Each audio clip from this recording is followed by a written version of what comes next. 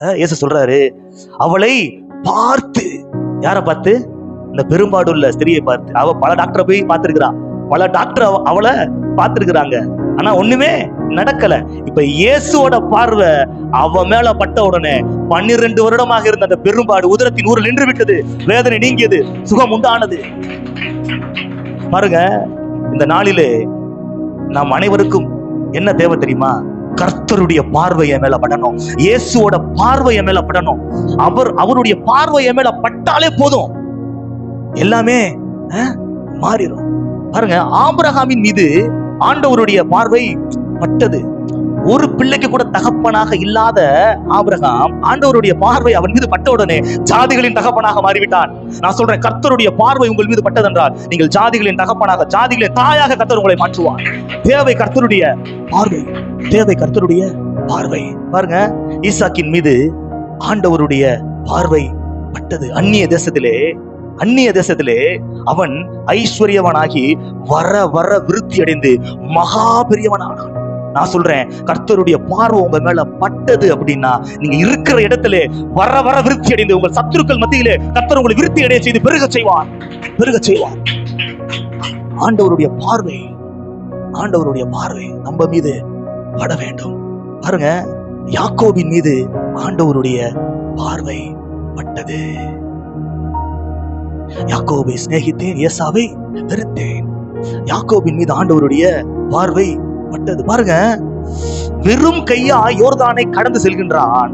திரும்ப வரும் பொழுது 2 பரிவாரங்களை உடைய ஏராளமான ஆடு மாடுகள் ஒட்டகங்கள் வேலைக்காரிகள் உடைய ஒரு பெரிய ஐஸ்வர்யவனாக வருகிறான். பாருங்க, ஆண்டவருடைய பார்வை உங்க மேல பட்டுச்சு. நான் சொல்றேன், உங்க கையில ஒண்ணுமே இல்லாட்டா கூட கர்த்தர் உங்களை பெரிய ஜாதி ஆக்குவார். எனக்கே வேலை இல்லைங்க, உனக்கு வேலை செய்யற அளவுக்கு கர்த்தர் ஆட்களை கொடுப்பார். கர்த்தருடைய பார்வை மீது பட்டதென்றால் ஆண்டவருடைய பார்வை மீது பட வேண்டும். கேளுங்க, கர்த்தாவே என்னை நோக்கி பாருங்க ஆண்டவரே, நான் உம்மை நோக்கி பார்த்து கொண்டிருக்கிறேன். கர்த்தாவே இயேசுவே, நீங்க என்ன நோக்கி பாருங்க ஆண்டவரே. ஆண்டவருடைய பார்வை உங்கள் மீது பட்டதென்றால் எல்லாமே மாறிவிடும். பாருங்க, ஆடு மெச்சிக்கிட்டு இருக்கிறான் ஒருத்தன், அவன் மேல ஆண்டவருடைய பார்வை பட்டது. அவன் அரசனாக மாறிவிட்டான். லேலூயா. யார் உங்களை பார்க்கிறாங்களோ பார்க்கலையோ, யார் உங்களை நினைக்கிறாங்களோ நினைக்கலையோ, கர்த்தருடைய பார்வையும் கர்த்தர் உங்களை நினைத்தால் போதும், எல்லாமே மாறிவிடும். ஆதியாகமம் 21:17. தேவன் பிள்ளையின் சத்தத்தை கேட்டார். தேவதூதன் வானத்திலிருந்து ஆகாரை கூப்பிட்டு, ஆகாரே, உனக்கு என்ன சம்பவித்தது?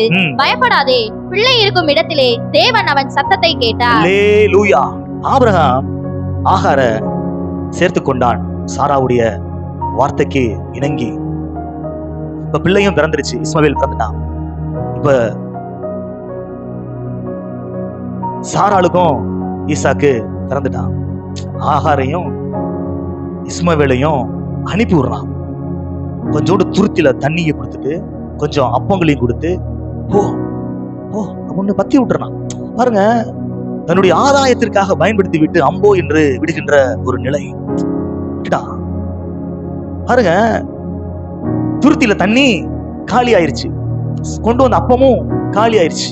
பாருங்க, என்னைக்குமே மனுஷன் கொடுக்கிற ஆசீர்வாதம் காலியா போகும், குறைஞ்சிரும். அது நினைச்சு நிக்காது. பாருங்க, போயிட்டாங்க வனாந்திரத்துல. பிள்ளையோட போறா. பிள்ளைக்கு தண்ணி தாகம் எடுக்குது, குடிக்கிறதுக்கு தண்ணி இல்ல, பிள்ளை சாகுற நிலைமை உண்டாயிருது. இவ அழுகிறா, கதறுகிறா. பாருங்க, அவ அழுகிற சத்தம் ஆபிரகாமுக்கு கேட்கல, பிள்ளை அழுகிற சத்தம் பெத்த தகப்பனுக்கு கேட்கல, ஆனா படைச்ச பரம தகப்பனுக்கு கேட்டுச்சு. கரங்களை தட்டி கர்த்தரை மகிமைப்படுத்து. நான் சொல்றேன், நீங்க அழுகிறது உங்க பெற்றோருக்கு கூட கேட்காம இருக்கலாம், உங்க சொந்தக்காரங்க கூட உங்களை கண்டுக்கலாம இருக்கலாம். நீங்க கூப்பிடுகிற சத்தத்துக்கு மறு உத்தரவு கொடுக்க பரம தகப்பன் ஒருத்தர் இருக்கிறார், கர்த்தராகிய இயேசு கிறிஸ்து. பாருங்க, அவன் நினைச்ச ஆள் அனுப்பி விசாரிச்சிருக்கலாம். எத்தனையோ வேலைக்காரங்க அவனுக்கு இருக்கிறாங்கல்ல, போங்கப்பா, ஆகாருக்கு என்ன ஆச்சு, என்ன சம்பவித்தது அப்படின்னு போய் பார்த்துட்டு வாங்க அப்படின்னு சொல்லிட்டு அனுப்பி விட்டுருக்கலாம்ல. யாரையுமே என்ன பண்ணல, அனுப்பல, விசாரிக்கிறதுக்கே ஆள் அனுப்பல. ஆனா கர்த்தர் தூதனை அனுப்பி விசாரிக்கின்றார். உனக்கு என்ன சம்பவித்தது ஆகாரே, என்ன சம்பவித்தது, என்ன நடந்துருச்சு, என்ன உனக்கு ஆச்சு? பாருங்க, ஒரு சில நேரத்துல நம்ம ஒரு சில காரியங்களுக்காக கதறி அழுவோம்.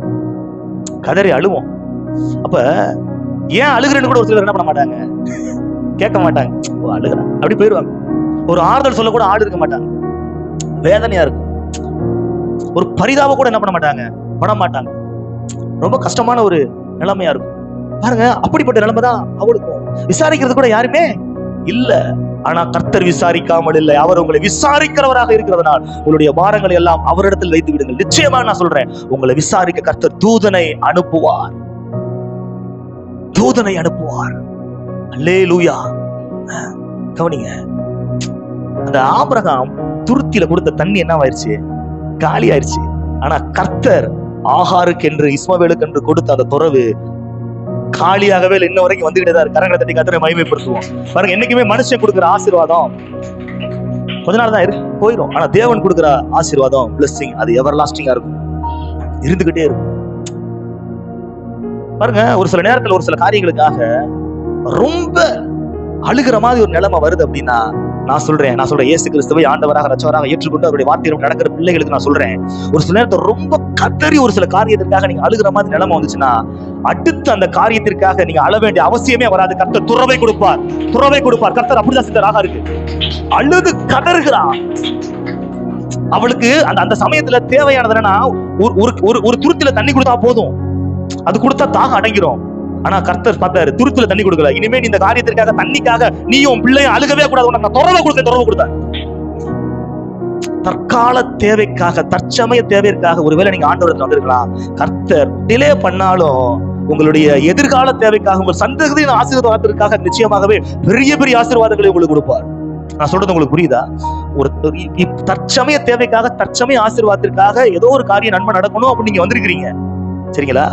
ஆனா கர்த்தர் அதை மட்டும் கொடுக்க மாட்டாரு, உங்க எதிர்கால தேவைக்கும் சேர்த்து கொடுப்பாரு. யாத்திராகமம் 3:7 வாசிங்க. அப்பொழுது கர்த்தர், எகிப்தில் இருக்கிற என் ஜனத்தின் உபத்திரவத்தை நான் பார்க்கவே பார்த்து ஆலோட்டிகளின் நிமித்தம் அவர்கள் இடுகிற கூக்குரலை கேட்டேன், அவர்கள் படுகிற வேதனைகளையும் அறிந்திருக்கிறேன். அல்லேலூயா. 430 வருட எகிப்திய அடிமைத்தனம், கர்த்தருடைய பார்வை ஜனங்கள் மீது பட்டது. பாருங்க, 430 ஆண்டு அந்த அடிமைத்தனம் நீங்குகிறது. நான் சொல்றேன், இயேசுவே உம்முடைய பார்வை என் மீது படட்டும். ஏதாவது அடிமைத்தனம், ஏதாவது ஒரு சிற்றின்ப காரியத்தினாலே அடிமைத்தனம், ஏதாவது ஒரு விஷயத்துல அடிமைத்தனப்படுத்தப்பட்டு நீங்க அப்படியே அடிமையா இருக்கிறீங்களா? இயேசுவே என்னை விடுதலையாக்கும், ஏனென்றால் குமாரன் விடுதலையாக்கினால் மெய்யான விடுதலை உண்டு.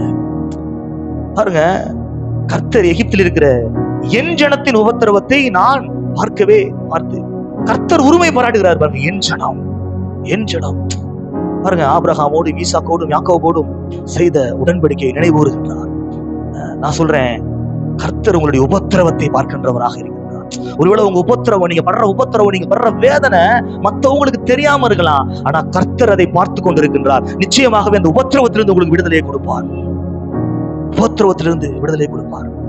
38 வருஷமா ஒருத்தன் வியாதியா படுத்து கிடக்குறான். இங்க பெதஸ்தா குளத்தருகிலே அந்த தண்ணி கலக்கும் பொழுது தூதன் வந்து கலக்குவானா? அப்ப யாரு இறங்குறானோ அவனுக்கு என்ன ஆயிருமா? சொஸ்பமாயிருவானா, சுகமாயிருவானா, விடுதலை ஆயிருவானா? இப்ப 38 வருஷமா கிடக்குறான், யாருமே அவன் என்ன பண்ணல, கூட்டிட்டு போகவே இல்ல. ஒரு தூதனுடைய பார்வை கூட எத்தனை வருஷம், அந்த வருஷத்துல எத்தனை தூதன் வந்து இறங்கி கலக்கினா தெரியல. எந்த தேவ தூதனுடைய பார்வையும் அந்த பெதஸ்தா குளத்தருகே படுத்து கிடந்த அந்த வியாதியத்தின் மீது படவே இல்லை. ஆனால் இயேசு கிறிஸ்துவின் பார்வை அவன் மீது பட்டது, தேவனுடைய பார்வை அவன் மீது பட்டது. பாருங்க, அவன் அந்த வியாதி படுக்கைய முற்றிலுமா கர்த்தர் என்ன பண்றாரு? நீக்கி போடுகிறார். அவனுடைய வியாதி படுக்கை கர்த்தர் என்ன பண்றாரு? முற்றிலுமாக நீக்கி போடுகின்றார். பாருங்க, கிட்டத்தட்ட 18 வருடமா ஒரு கூன் விழுந்த பெண் எப்படி இருப்பா பாருங்க, குனிஞ்சிருப்பா. கூட்டத்துல தேட முடியுமா? கூட்டத்துல பார்க்க முடியாது. கூட்டத்துல அவளை என்ன பண்ண முடியாது? பார்க்க முடியாது. ஏன்னா அவ கூன் விழுந்திருக்கிறா, குனிஞ்சுதான் இருப்பா. நிமிர்ந்திருக்கிறவங்களே பார்க்க முடியல. பாருங்க, வசனம் சொல்லுது, இயேசு அவளை கண்டு, பாருங்க, அந்த கூட்டத்திலையும் கர்த்தர் என்ன பண்றாரு? கண்டு கூப்பிட்டு அந்த 18 வருடமாக இருந்த அந்த பிரச்சனையில இருந்து விடுதலை கொடுக்கிறார். கர்த்தருடைய பார்வை உங்கள் மீது பட்டதென்றால் நிச்சயமாகவே பல ஆண்டு பிரச்சனைகள் எல்லாம் அப்படின்றதுக்குள்ள மாறி. எத்தனை பேர் விசுவாசிக்கிறீங்க? நம்ம பார்த்துக்கிட்டு இருக்கோம், பெரும்பாடு உள்ள ஸ்திரீ எத்தனை வருஷம்? 12 வருடமாக உள்ள அந்த விளைவினத்துல இருந்து கர்த்தர் விடுதலை கொடுக்கின்றார். பாருங்க, இந்த பர்திமேயு என்கிற அந்த குருடன், இயேசுவே தாவீதின் குமாரனே எனக்கு இறங்கும் அப்படின்னு கத்துறான். எல்லாரும் என்ன பண்றாங்க? ஏய் கத்தாதடா, என்ன சவுண்ட் கொடுக்குற, அமைதியா அதட்டுறாங்க. அவன் கூப்பிடுறது கூட சப்போர்ட்டா யாரும் இல்ல. ஓடி போய் ஆண்டவரே உங்களோட ஒருத்தர் கூப்பிட்டு இருக்கிறான், அவனுக்கு கண்ணு தெரியாம இருக்குது, கொஞ்சம் அவனுக்கு வந்து விடுதலை கொடுங்க, சுகம் கொடுங்க அப்படின்னு சொல்லி என்ன பண்றது, யாரும் கேட்கவே இல்ல. அதுக்கு மாற என்ன பண்றாங்க, அதட்டுறாங்க, மட்டுப்படுத்துறாங்க. இருந்தாலும் என்ன பண்றான், முன்னிலும் அதிகமாக சத்தமாக கூப்பிட தொடங்கினான். இயேசு நின்று அவனை திரும்பி வா அவனை கூப்பிட்டு அவன் அந்த குறைபாடு என்ன பண்றாரு, முற்றிலுமாக நீக்கி கண் பார்வை அடையும்படியாக செய்கின்றார். நிச்சயமா கர்த்தருடைய பார்வை உங்க மேல இருக்குது. அவர் பார்க்கும் போதே உங்களை பார்க்கிறவர் அல்ல, உங்கள் பிரச்சனைகளை பார்க்கின்றார், உங்கள் சூழ்நிலைகளை பார்க்கின்றார். என்ன உங்க சந்ததியவே பார்ப்பாரு, உங்க முற்பிதாக்களையும் எல்லாத்தையும் பார்ப்பாரு. அவர் உங்களை பார்க்கும் போது எங்க பிரச்சனை இருக்குது எல்லாத்தையும் நீங்க ரிமூவ் பண்ண போறார். கர்த்தர் விடுதலை தரப்போகின்றார். கர்த்தருடைய பார்வை பாருங்க, அருமையான வசனம் இருக்கும். எசேக்கியா ராஜாட்ட ஏசாயா தீர்க்கதரிசி சொல்ற ஒரு வார்த்தை என்னது, உன் விண்ணப்பத்தை கேட்டு கர்த்தர் சொல்லி அனுப்புவார். உன் விண்ணப்பத்தை கேட்டேன், உன் கண்ணீரை கண்டேன், உன் வேதனையை அறிந்திருக்கிறேன். இதோ உன் நாட்களோட நான் 15 வருஷத்தை என்ன பண்றேன், கூட்டி கொடுக்கிறேன். நெகட்டிவான ஒரு ப்ராபசி வந்துருச்சு, நீ சாக போற அப்படின்னு சொல்லிட்டு ஏசாயா தீர்க்கதரிசி மூலமா எசேக்கியா ராஜாவுக்கு. இப்பொழுது அவன் அழுகுறான். என்ன பண்றான், அழுகுறான். ஆண்டவரே என் உத்தமத்தை நினைத்தவர்கள் சொல்லிட்டு கதறான். உடனே ஆண்டவர் மறுபடியும் ஏசாயாவை அனுப்பி நீ சொல்லு, அவனுடைய விண்ணப்பத்தை நான் என்ன பண்ணிட்டேன் கேட்டுட்டேன், அவன் கண்ணீரை கண்டுட்டேன், அவன் ஆயுசு நாட்களோடு 15 வருஷம் என்ன பண்ண போறேன், கூட்டி கொடுக்க போறேன். கர்த்தருடைய பார்வை பாருங்க, உங்களுடைய கண்ணீர் இருக்கு பாத்தீங்களா, அது மத்தவங்களுடைய பார்வைக்கு என்னது, தண்ணீர். ஆனா கர்த்தருடைய பார்வைக்கு அதுல இருக்கக்கூடிய வேதனைகளை பார்க்கிறார், அதுல இருக்கக்கூடிய வழிகளை பார்க்கிறார், அதுல இருக்கிற பிரச்சனைகளை, அதுல இருக்கிற உபத்திரவத்தை பார்க்கிறார்.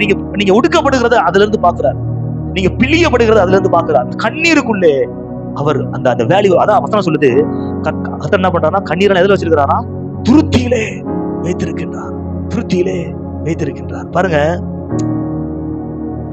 எருசலேமிலிருந்து எரிகோக்கு ஒருத்தன் போவான், போய்கிட்டு இருக்க சமயத்துல கல்வர் கையில அகப்பட்டு அவன்றது எல்லாத்தையும் பறித்து கொள்வாங்க. பறித்து கொண்டு அவனை அடிச்சு குத்துயிரும் கொலையுருமா போட்டுட்டு போயிடுறாங்க.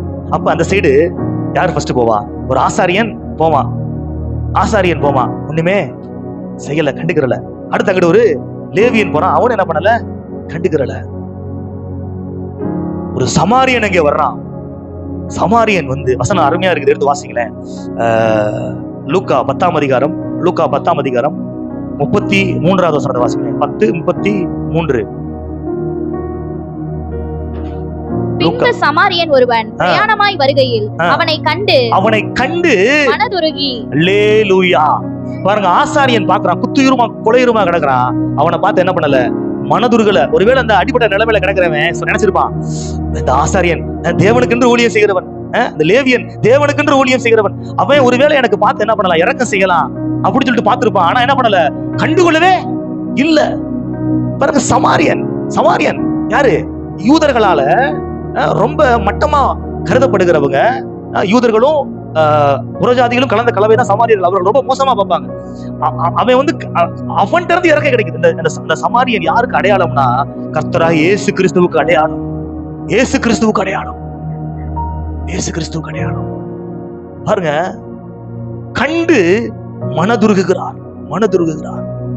இந்த காயத்திற்கு எண்ணெயை போட்டு திராட்சரசம்லாம் போட்டு காயம் கட்டி அவனை சத்திரத்துல கொண்டு போய் என்ன பண்றாரு, விடுகிறார். என்ன சொல்றேன்னா கவனிங்க, என்ன சொல்றேன்னா, ஏதோ ஒரு காரணத்தினால உங்களுடைய வாழ்க்கையில ஏதாவது ஒரு விஷயத்தை நீங்க இழந்திருக்கலாம். ஏதாவது ஒரு விஷயத்த ஒரு சில மனிதர்கள், சத்துருக்கள் உங்கள்கிட்ட இருந்து பறிச்சு இருக்கலாம். உங்களை கண்ணீரோடு காயத்தோடு விட்டுட்டு போயிருக்கலாம். எந்த மனுஷனும் உங்களை கண்டுக்கிறாம இருந்திருக்கலாம். ஆனா கர்த்தர் உங்களை கண்டுகொள்வார். எல்லா மனுஷனும் உங்களை பார்த்து விலகி போயிருக்கலாம். ஆனா கர்த்தர் உங்களை பார்த்தார்னா அவர் விலகவே மாட்டார். அவர் உங்களை விட்டு விலகுவதும் இல்லை, அவர் கைவிடுவதும் இல்லை.